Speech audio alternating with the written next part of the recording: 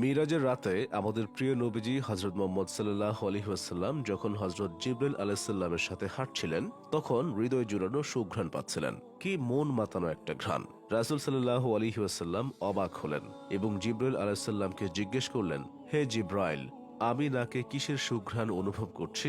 তখন জিবরাইল আলাইহিস সালাম বললেন, ইয়া রাসূলুল্লাহ, এই সুঘ্রাণ ফেরাউনের দাসীর কবর থেকে আসছে।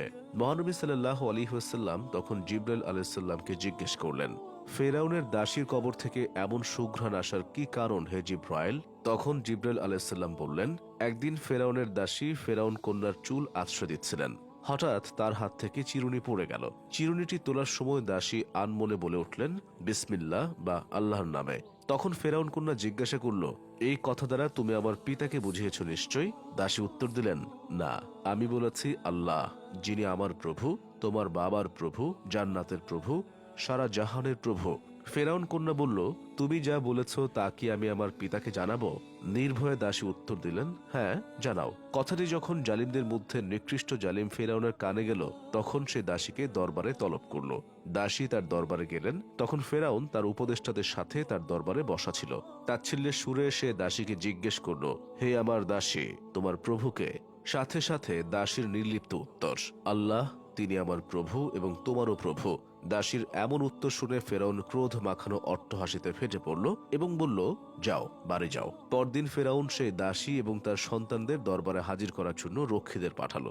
যখন দাসীকে দরবারে হাজির করা হলো, তখন তিনি দেখলেন ফেরাউন একটি বড় কড়াইয়ের পাশে পায়চারি করছে। ইবনে কাতির রাদিয়াল্লাহু তাআলা আনহু এই কড়াইকে বর্ণনা করে বলেছেন, এটি এমন বিশাল একটি কড়াই যেখানে অনায়াসেই বিশাল সাইজের একটি গরু ঠাঁই পাবে। তিনি আরো বলেছেন, সেই কড়াইতে তেল টকবক করে ফুটছিল এবং কড়াইয়ের নিচে দাও দাও করে আগুন জ্বলছিল। সন্তান সহ হাজির করানোর পর ফেরাউন দাসীকে বলল, ওহে দাসী, এবার বল তোর প্রভুকে। এবারও দাসী ভয়হীন উত্তর, আল্লাহ, যিনি আমার প্রভু এবং তোমারও প্রভু। এ কথা শুনে ফেরাউনের আদেশে রক্ষীরা তার বড় সন্তানকে ফুটন্ত তেলে নিক্ষেপ করল। মা মা চিৎকার করতে করতে দাসীর ছেলেটি উত্তপ্ত তেলে নিমিষে গলে গেল। এই দৃশ্য দেখে জালিম কাফিরের দল হো হো করে হাসতে লাগলো। প্রথম সন্তানকে হত্যা করার পর ফেরাউন আবারও জিজ্ঞেস করল, হে আমার দাসী, তোমার প্রভুকে?